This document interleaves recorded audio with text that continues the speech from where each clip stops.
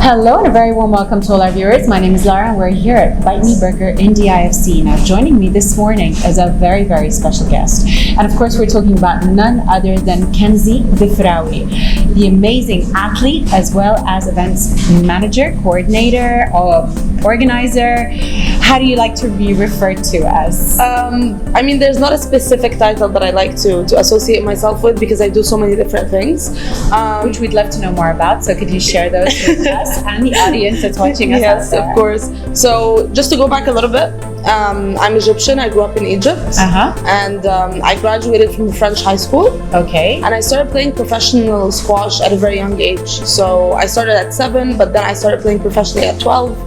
And I started traveling the world to play tournaments. And in Egypt, squash is a very, very, very powerful sport. It's the most successful sport in Egypt. Oh, wow. So the second I graduated high school, I was ranked within the top 40 women in the world. Congratulations. So, thank you. Wow. So I was recruited to go pursue my academics in the US due to my athletic level and my academics.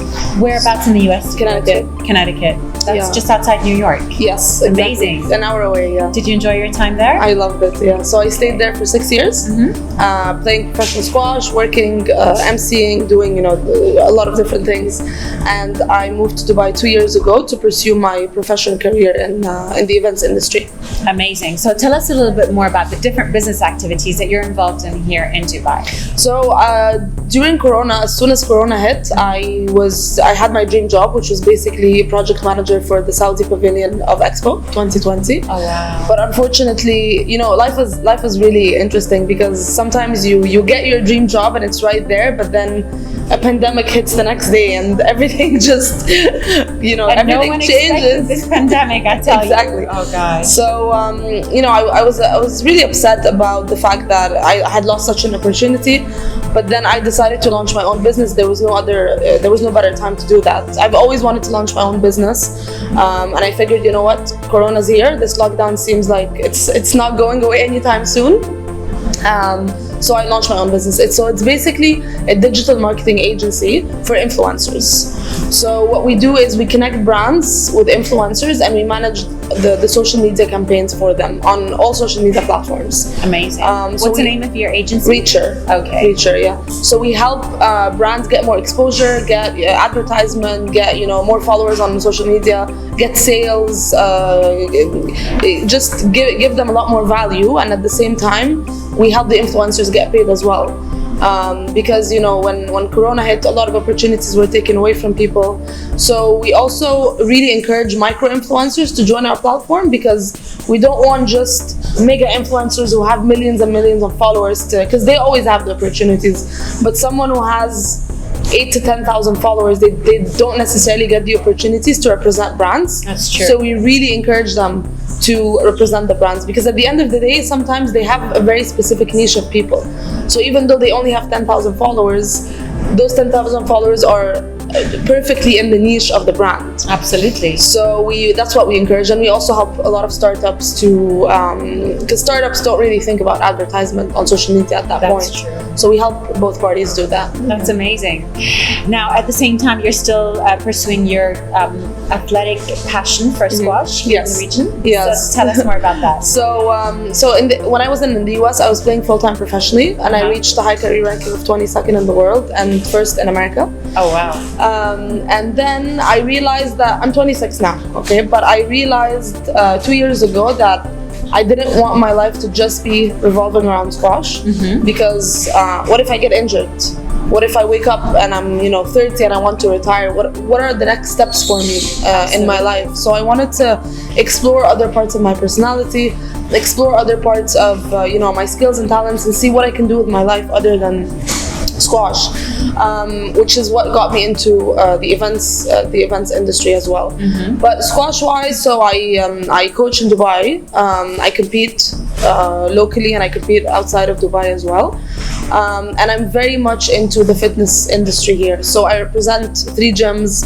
I'm always part of Dubai Fitness Challenge. I represent a lot of local brands and international athletic brands as well. So sports in general is just such a big part of my everyday life. Amazing.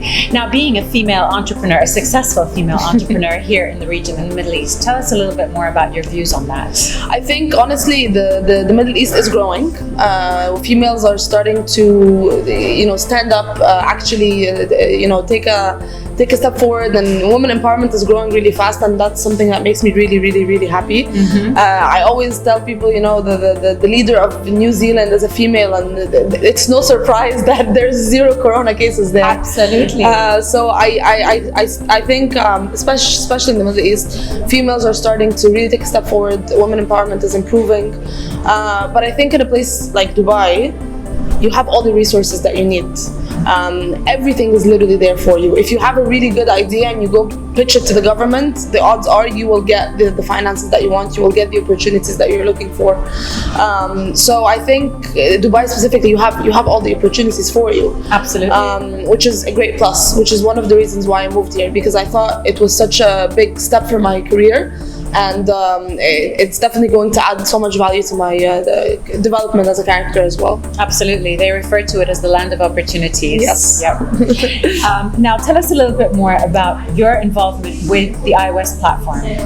So I was recently introduced to the iOS platform, and I saw that it was part of women empowerment, which obviously made me extremely happy. I love all the activities that it offers. I love the everything that the platforms has to offer as well. And honestly, every time I see the word women empowerment anywhere, I'm always involved. Whatever I can do, anything that I can say or anything that I can inspire people or help anyone in any way, that's always what I'm looking for. So Kanzy, last but not least, what message do you have for the viewers that are watching us right now? What would you say to them? So for all viewers, all ages, all countries, I would just have one thing to say, which is always my general advice. If you want to do something, and no matter how much people are bringing you down, or how much you don't believe in yourself, or how much you think it's impossible, you really just gotta try, because you're always one yes away or one step away from reaching your dreams. So I definitely encourage anyone, in whatever, if you're miserable in whatever you're doing right now, if you're in a 9-to-5 job and you hate your life, leave that 9-to-5 job and just go do whatever your dreams are. Just go follow them. Thank you so much for sharing that with us. It's been such a pleasure talking to you. Thank you for being with us this morning on the show, and wishing you continued growth and success in all your future ventures. Thank you so much. Thank you, Kanzy. Unfortunately, that's all we have time for from Kanzy Defrawy. It's been very interesting finding out more about her background, her goals, her dreams, her passion for the world of squash. My name is Lara, signing off. Until next time.